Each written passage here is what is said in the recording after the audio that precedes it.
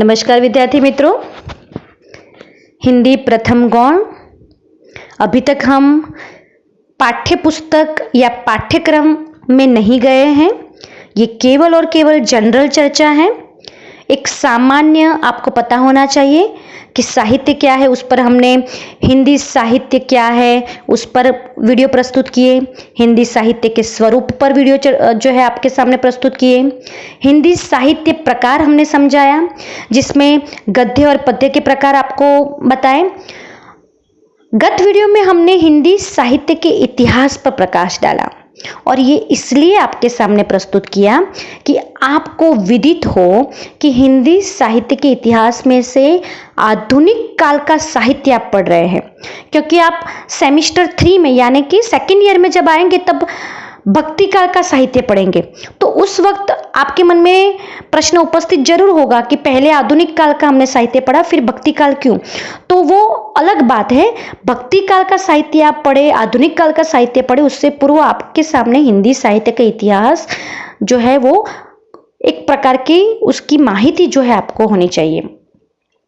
और इसीलिए गत वीडियो में हमने हिंदी साहित्य के इतिहास में आदिकाल पर प्रकाश डाला था और हमने ये भी समझाया आपको कि आदिकाल को वीरगाथा काल आचार्य रामचंद्र शुक्ल ने क्यों कहा है, उसका समय क्या है और उस वक्त कवि किस प्रकार राजा से आश्रित केवल और केवल वीरता और श्रृंगार की रचनाएं करते थे। आदिकाल में धर्म की रचनाएं भी हुई है, जैन और बौद्ध धर्म की बहुत सारी रचनाएं भी हुई है। ऐसा नहीं है केवल यही कवि करते थे, मगर कुछ जो साधु संत और सिद्ध और नाथ थे उन्होंने स्वतंत्र रूप से धार्मिक रचनाएं भी की है, मगर प्रमुख रूप से इन रचनाओं को हम कह सकते हैं। अब आदिकाल में जिस प्रकार मैंने आपको कहा कि राजाशाही चल रही थी हमारे भारत देश में, अब उन राजाओं के शासन में अंदर ही अंदर कूटनीति के कारण एक एकता नहीं थी। एकता खंडित होने के कारण दूसरे देशों में से आक्रमण होने लगे। आपको पता है कि मुगलों का आक्रमण बहुत ही हमारे हिंदी साहित्य के इतिहास में एक कठिन समय के रूप में आया है। मुसलमानों ने जो आक्रमण किया हमारे भारत देश पर, उनका एक ही लक्ष्य था कि वैसे भी राजा दूसरे राजा के दुश्मन हो गए थे, अपने राज्य का विस्तार बढ़ाने के लिए वो दूसरे राज्यों को परास्त करना चाहते थे। तो एकता तो थी ही नहीं भारत में। कुछ राजपूत और मराठाओं की एकता थी कि वो एक दूसरे के प्रति बहुत संवेदना रखते थे, वो राजा, और एक दूसरे के प्रति एक मित्रता की भावना रखते थे। तो उन लोगों को कैसे तोड़े और भारत में किस प्रकार से राज करें, यह नीति उन्होंने अपनाई।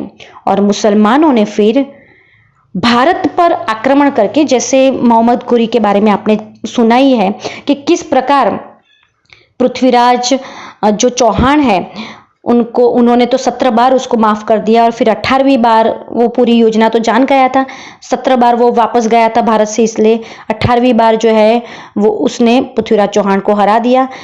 वहां से लेकर धीरे धीरे धीरे उनका सल्तनत, उनके जो है अलग अलग वंशज जो है वो आने लगे और हमारे भारत देश में आक्रमण करने लगे। अब जनता के सामने कोई भी विकल्प नहीं था कि वो अपनी व्यथा को प्रकट कर पाए। जनता एक ऐसे युग में आ गई कि जहां भक्ति यानी कि भगवान का आसरा ही प्रमुख था। और इसीलिए इसी भक्ति काल पर हमने बहुत ही अच्छा वीडियो प्रस्तुत किया है, जिसको आप देखिए। NP Patel arts and SA Patel commerce college में हिंदी विभाग में एसोसिएट प्रोफेसर के रूप में मैं डॉक्टर कल्पना भट्ट आप सबका स्वागत करती हूँ। आज मेरे व्याख्यान का शीर्षक है मध्यकाल, और उसमें भी पूर्व मध्यकाल अर्थात भक्ति काल का परिवेश, अर्थात भक्ति काल के परिवेश के बारे में आज हम चर्चा करेंगे। हेमचंद्राचार्य उत्तर गुजरात यूनिवर्सिटी संलग्न जो भी पाठ्यक्रम बीए का है, उसमें अब मध्यकालीन हिंदी कविता में कबीर, जायसी, तुलसी, घनानंद, बिहारी सबको हम पढ़ेंगे, मगर उन कवियों की कविताओं को पढ़ने से पूर्व, उनके विचारों को पढ़ने से पूर्व हमें यह जानना बहुत ज़रूरी होगा कि उस समय का परिवेश, वातावरण कैसा था। और इसीलिए उसकी उस मध्यकालीन हिंदी कविता की एक पृष्ठभूमि के रूप में मैं आपके सामने आज उसी मध्यकाल और उसमें भी पूर्व मध्यकाल यानी कि भक्ति काल के परिवेश के बारे में कुछ बातें कहूँगी। सबसे पहले तो हम ये आपके सामने बताना चाहेंगे कि भक्ति काल शब्द यानी कि वो नामकरण कैसे पड़ा। तो आपको पता ही है कि भक्ति काल में भक्ति शब्द का अर्थ क्या है।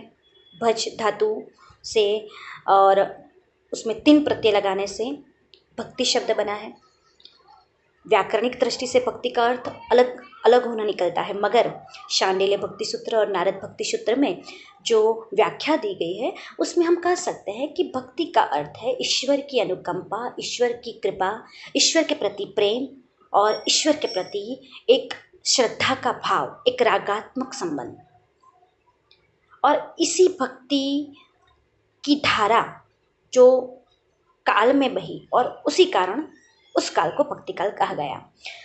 मेरे छात्रों के मन में ये प्रश्न जरूर उपस्थित होना चाहिए कि क्या भक्ति काल एक काल तक ही सीमित था, उसी काल तक भक्ति रही, फिर भक्ति पहले भी नहीं थी, क्या बाद में भी नहीं है? तो नहीं, ऐसा नहीं है। इसी के कारण मैं आपको पहले मध्यकाल यानी कि भक्ति काल के परिवेश के बारे में कहना चाहूँगी। आदिकाल के बाद भक्ति काल की शुरुआत होती है, यानी कि भक्ति काल की समयावधि शुरू होती है।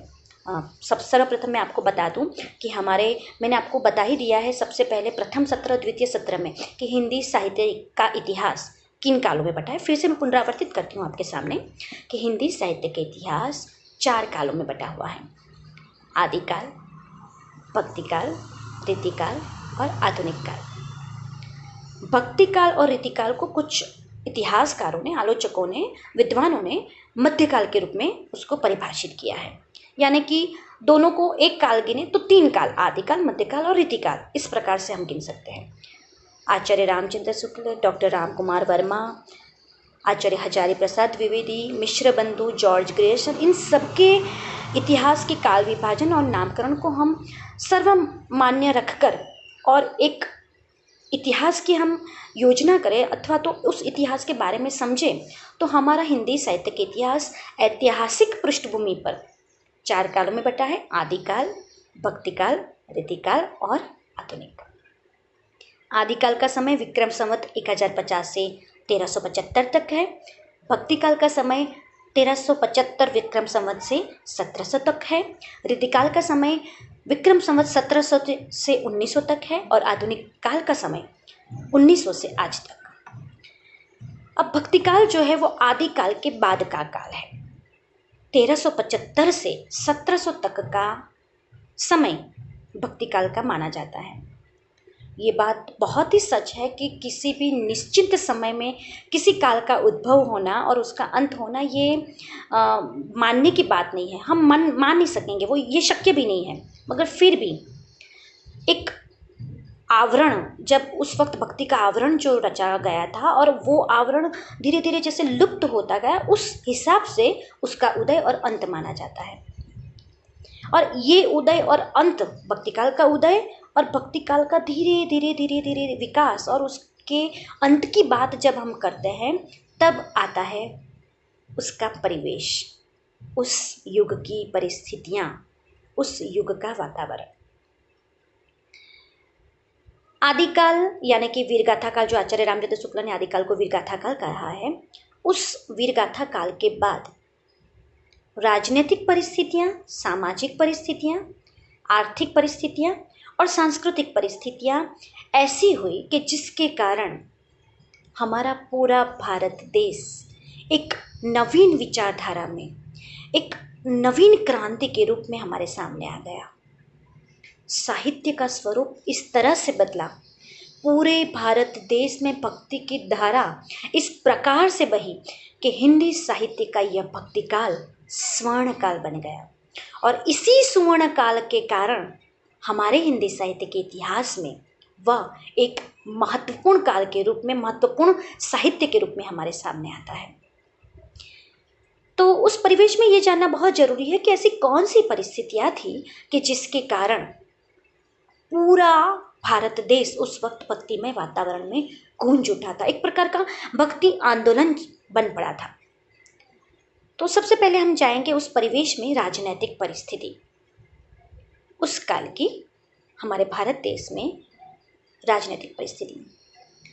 तो इतिहास आप जानते ही हैं कि 1375 से 1700 तक अनेक मुसलमानों का आक्रमण हुआ, उनके अनेक वंशों को, जैसे तुगलक वंश, लोदी वंश, मुगल वंश, इन सभी आक्रमणकारियों यानी कि मुसलमानों जब हमारे भारत देश में स्थापित हुए, उन्होंने आक्रमण किया। पहले तो दिल्ली में उनका शासन स्थापित हुआ, धीरे धीरे उन्होंने पूरा राज्य विस्तार बढ़ाया।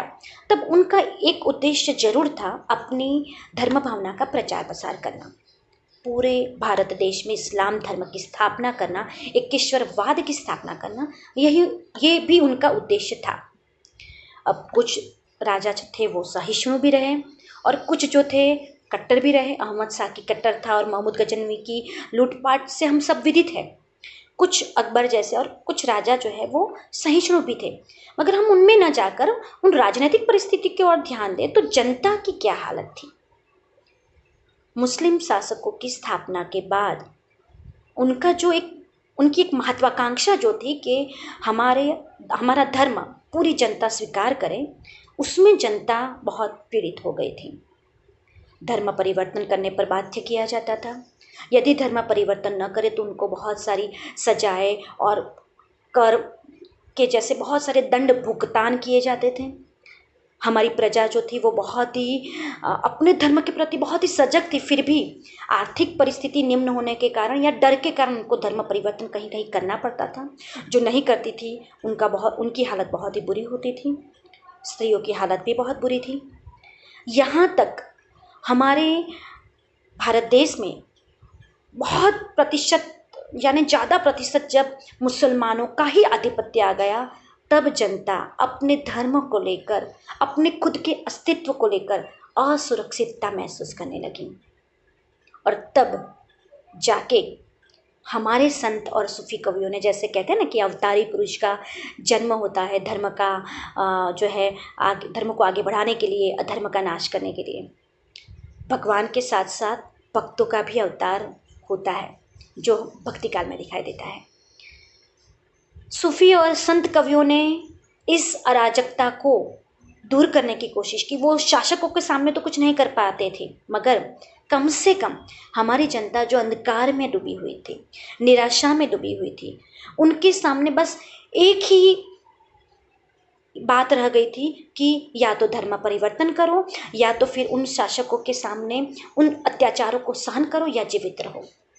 अब उसी जनता को ऊपर उठाने के लिए, उनकी निराशा में से उसको आशा में लाने के लिए हमारे सूफी और संतों ने बहुत बड़ा योगदान दिया। राजनीतिक परिस्थिति में सबसे बड़ी बात यह है कि जब जनता का पालनहार यानी जनता जिसको अपना सर्व मान्य मानती है, हमारे पिता मानती है, ऐसे शासक ही जब उस पर अत्याचार करे तब वो किसका सहारा ले। और तब धर्म जो है वो खड़ा हो गया और उसी धर्म की मूल भावना से प्रेरित होकर हमारे संतों और सूफियों ने भक्ति की धारा प्रवाहित की। तो राजनीतिक परिस्थिति के प्रतिक्रिया रूप इस प्रकार से भक्ति साहित्य या भक्त कवि हमारे सामने आए। उसके बाद सामाजिक परिस्थिति भी बहुत जिम्मेदार है।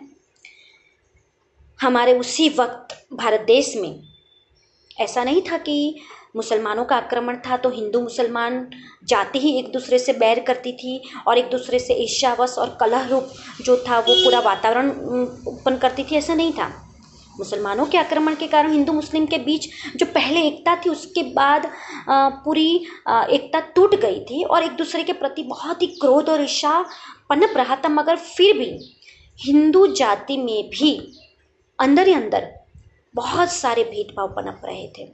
छुआछूत की समस्या, अस्पृश्यता की समस्या, निम्न जाति को मंदिरों में प्रवेश न देना, यहाँ तक कि निम्न जातियों को अपमानित करना, घृणित करना, उनको वेदों और धर्म साहित्य से दूर रखना, ऐसी बहुत सारी बातें जो थी वो हिंदू धर्म में बुरी क्रियाओं को यानी कह सकते हैं कि अराजकता को पोष रही थी। हिंदू धर्म के विविध भेदभाव, विविध संप्रदाय बन गए थे। एक संप्रदाय दूसरे संप्रदाय को निम्न मान रहा था, सभी संप्रदाय अपने को उच्च मानने के लिए दूसरे को गिराने की कोशिश कर रहे थे। तो ये सब हिंदू धर्म में जो फैल रहा था वो भी हमारे हिंदू धर्म के पतन का एक कारण हो सकता है। चूँकि मुसलमान अंत तक पूरे भारत देश में उनका एक ईश्वरवाद या इस्लाम धर्म स्थापित नहीं कर पाए। वो हिंदू धर्म की हम एकता मान सकते हैं, मगर उस वक्त समाज में जाति के बीच बहुत ही भेदभाव पनप रहा था। छुआछूत या जो भी समस्या है, उन समस्याओं को यानी उनके आडंबरों को बाहर लाने के लिए हमारे सूफी और संत कवियों ने जाति भेदभाव पर प्रकाश डाला। और सबसे बड़ी बात यह है कि ये संत और सूफी कवि जो भक्ति काल में हुए, उन्होंने भक्ति और धर्म से ज़्यादा तो समाज सुधारक का काम किया है। बहुत कम साहित्यकार होते हैं कि जो अपनी निजी स्वार्थ को छोड़कर, अपनी नामना, अपनी प्रसिद्धि को छोड़कर समाज के हित के लिए चल पड़े। गांव गांव, शहर शहर अपनी कविताओं के द्वारा, अपने दोहों के द्वारा, अपनी रचनाओं के द्वारा वे जनता को यह आश्वस्त करने लगे कि सभी लोग एक ही जाति के हैं, क्योंकि वो हरि के द्वारा पैदा हुए हैं। जाति पाति पूछे नहीं कोई, हरि को भजी सो हरि का होई। इस सूत्र के द्वारा उन्होंने जाति भेदभाव दूर करने की कोशिश की। यहाँ तक कि हिंदू हो या मुसलमान धर्म हो, सभी में बहुत सारी कुरिवाज और बंधन भी थे, रूढ़ि परंपराएं भी थी, तो उनको भी दूर करने की कोशिश की उन्होंने। सती प्रथा हो, बाल विवाह हो, अनमेल विवाह हो, संस्कारों के नाम पर शोषण हो, मर्यादा के नाम पर दमन हो, ये इन सभी को इन सूफी और संत कवियों ने दूर करने की कोशिश की। तो सामाजिक परिस्थितियां भी ऐसी थी कि जिनकी प्रतिक्रिया के रूप सूफी और संत कवियों ने उस भक्ति साहित्य को हमारे सामने लाया, जो स्वर्ण काल के रूप में हमारे सामने आता है, स्वर्ण साहित्य के रूप में।